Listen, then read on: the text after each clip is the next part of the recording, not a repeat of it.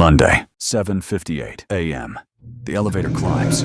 48 floors. Every second feels heavier. Your phone won't stop vibrating. 23 missed calls. 46 unread emails. 3 board members waiting. $2 billion in annual revenue. 40,000 employees. And now, every single one of them is looking at you. The elevator doors open. A hallway lined with glass. Executives stand in silence. No applause, no celebration, just expectation. A voice breaks the silence. "Congratulations, Chief Executive Officer." Just like that, your life no longer belongs to you. Every decision moves markets, creates millionaires, or destroys them. This isn't just a job. It's a battlefield. Welcome to the top. Level 1, the promotion everyone wants, until they get it. You spent years climbing, late nights, missed birthdays, weekend meetings, flights that blurred together. You outworked everyone, solved impossible problems, earned the respect of investors. Today, the board chose you, not because you're the smartest, because they believe you can carry pressure. Pressure no spreadsheet can measure. The first meeting begins. The room is enormous, a polished table, 20 executives, each responsible for billions. The CFO speaks first. "Our cash reserves are shrinking." The COO interrupts. "Production delays are getting worse." The chief marketing officer shakes their head. "Our biggest competitor just launched a cheaper product." The head of HR joins in. "Employee satisfaction is falling." Everyone stops.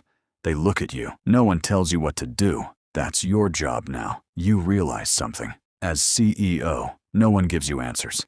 Everyone brings you problems. The meeting ends. Your assistant hands you today's schedule: investor call, government meeting, media interview, factory inspection, acquisition proposal, budget review, dinner with international partners. You're booked until midnight, and tomorrow looks exactly the same. People imagine CEOs making speeches. They don't see the decisions, thousands of them, every single day. One bad decision could erase years of success. One great decision could change an industry forever. You sit alone for exactly 30 seconds. Then your phone rings. Breaking news. Your company's stock just dropped 6%. You've been CEO for less than 2 hours. Level 2. The weight of every decision.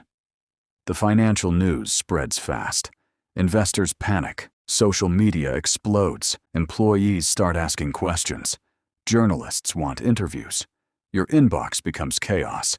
Everyone wants reassurance. The board wants a recovery plan.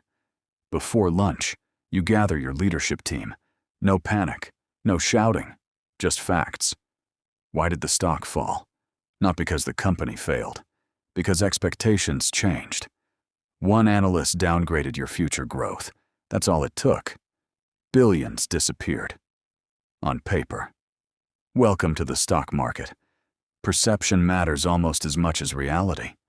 You walk into the investor conference, hundreds of cameras, thousands watching online. One wrong sentence can wipe out another $1 billion. You take a breath, then speak. We're not here to win today's headlines. We're here to build the next decade. Silence, then questions, hard questions.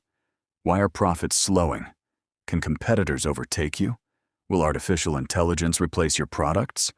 Should investors sell now? Every answer must be careful, honest, confident, clear, because trust is your most valuable asset. The meeting ends. The stock begins to recover, not because everything is fixed, because confidence returned. Leadership isn't about removing uncertainty. It's about giving people a reason to keep believing. Later that evening, you visit one of the company's factories. Thousands of workers, machines running non-stop, products moving every second. One employee approaches you. "My daughter starts college next month. I could only afford it because I work here." He smiles, then walks away. That moment changes everything. You finally understand. You don't just lead a company. You lead people's futures, families, dreams, careers, entire communities.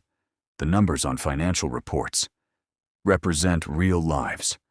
As the sun sets, your phone rings again. An emergency board meeting. A rival company has made a shocking move. They're preparing a takeover attempt, and they're coming after your company. Tomorrow, the real battle begins. Level 3, the billion-dollar battle, 7 a.m. The boardroom is already full. Lawyers, investment bankers, advisors, every seat occupied. One screen, one headline. Rival company preparing hostile takeover. The room falls silent. A hostile takeover isn't just competition, it's war. A company doesn't ask permission. It buys enough shares, takes control, and replaces you. Everything you've built can disappear. The CFO speaks. They've already started buying our stock. The general counsel adds another blow. If they cross a certain ownership threshold, they can pressure shareholders to sell. Time has become your biggest enemy. Every minute counts. Every decision echoes across Wall Street. You stand. Walk to the screen. No panic. No emotion. Only one question. How do we become impossible to buy? Ideas flood the room. Buy back company shares. Find a friendly investor. Launch a new product early. Increase shareholder confidence. Cut unnecessary spending. Strengthen cash reserves. Every option costs billions. But doing nothing costs everything. You choose speed. Within hours, the company announces the largest share buyback in its history. Investors notice. The market reacts. The stock climbs. The takeover suddenly becomes much more expensive. Round 1 survived, but the rival isn't finished. Neither are you. Level 4. The decision that could cost thousands of jobs. Weeks pass. The takeover threat fades, but another crisis arrives. Sales begin slowing. Inflation rises. Customers spend less. Costs increase. Profits shrink. The finance team delivers the report. We have two choices: accept lower profits or reduce expenses. Everyone knows what that means. Layoffs. No CEO wants this meeting. No employee ever forgets it. The spreadsheets make it look easy. Cut 10%. Save hundreds of millions. Increase profits. Raise the stock price. Numbers don't cry. People do. You spend days reviewing every department, every project, every expense. Private jets? Gone. Luxury offices? Gone. Executive bonuses? Frozen. Corporate events? Canceled. Travel budgets? Reduced. If sacrifices must happen, leadership goes first. The board questions your decision. You could save more with layoffs. You answer immediately. Not until we've cut everything else. Weeks later, the company survives. Without massive job cuts, employees notice. Trust grows. Loyalty grows. Sometimes, the best financial decision is protecting the people who create the value. Because businesses don't build themselves. People do. Level 5. Innovation or irrelevance. Success creates a dangerous illusion that you'll stay successful. History says otherwise. Companies don't usually fail overnight. They slowly stop changing.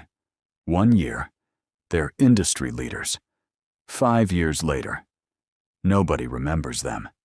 You refuse to let that happen. You call another meeting. Not about profits, not about costs, about the future.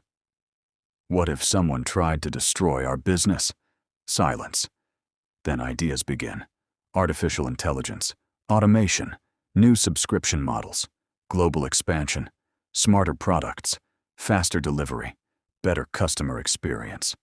One engineer quietly raises a hand. I have an idea. It's risky, expensive, completely different from anything the company has ever built. Half the room rejects it immediately. Too dangerous, too expensive. It might fail. You ask one question. What happens if our competitors build it first? Silence returns. Innovation always feels uncomfortable because the future has never looked safe. You approve the project. Billions are invested. Months pass. Nothing happens. Critics attack. The media calls it a waste of money. Shareholders grow impatient. The headlines become brutal. CEO's biggest gamble. Billions burned.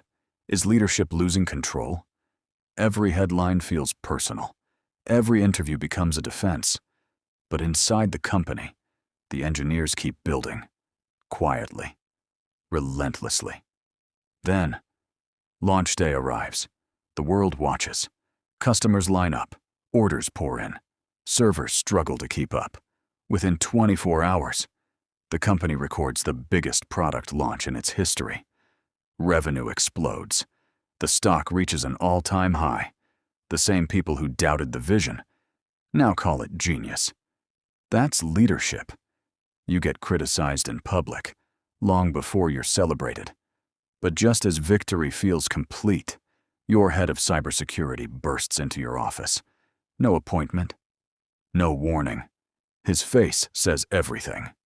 We've been hacked. Millions of customer records could already be in the wrong hands. The biggest crisis in company history has just begun. Level 6. The day everything almost collapsed. 2:17 a.m. Your phone rings. Not once, not twice. Over and over. You answer. 3 words. We've been breached. Your heart sinks. Within minutes, you're in the headquarters. The building never sleeps. Neither do crises.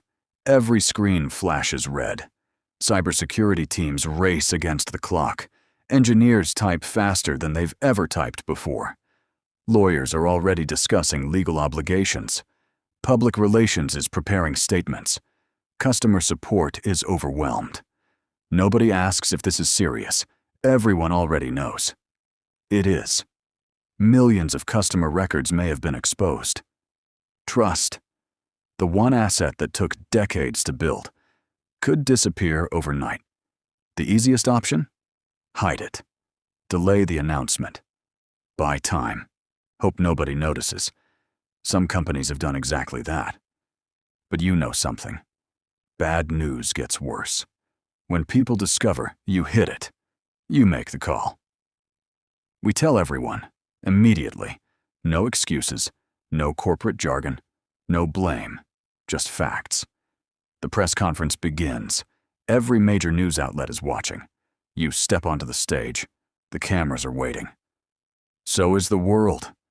You don't promise perfection. You promise accountability.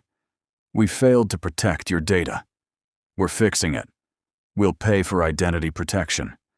We'll strengthen every system, and we'll earn your trust back. The headlines are brutal. The stock falls.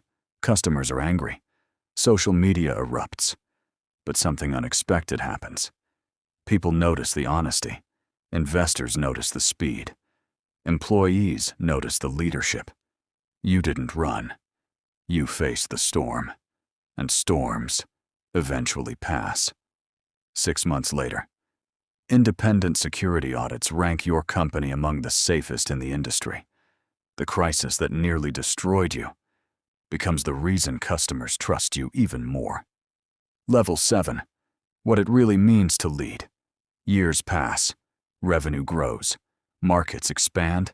New headquarters open. New countries. New products. New opportunities. The company is now worth more than $10 billion. Financial magazines celebrate your success. Business schools study your decisions. Young entrepreneurs quote your interviews. People see the title, CEO. They see the private jet, the interviews, the applause, the awards. They don't see the sleepless nights, the impossible choices, the moments when failure felt inevitable. Leadership was never about sitting in the biggest office. It was about carrying the biggest responsibility. You learned something no business school can truly teach. Employees don't follow titles. They follow trust. Investors don't invest in buildings. They invest in belief. Customers don't remember every product. They remember how your company made them feel. Profit matters. Innovation matters. Strategy matters. But people always matter more. One afternoon, you walk through the company's lobby. No cameras, no reporters, no executives, just employees starting another normal day. Someone smiles, someone waves, someone introduces their child. This is the person I told you about, the one who gave me my first opportunity. You smile back. That moment feels bigger than every stock market record, because numbers measure success. Lives measure impact. You return to your office. The city stretches beyond the windows. Thousands of buildings, millions of dreams. Somewhere out there, another young employee is staying late, learning, growing, taking risks, not knowing that one day they might stand exactly where you are. The chair you're sitting in was never yours forever. Leadership is temporary. Legacy isn't. One final email appears. Subject: CEO Transition Planning. You read it, then smile. Because the greatest leaders don't build companies that depend on them. They build companies that thrive without them. You close the laptop, stand up. Take one last look across the city, not with pride, with gratitude. The real victory was never becoming the CEO. It was becoming the kind of leader people were proud to follow.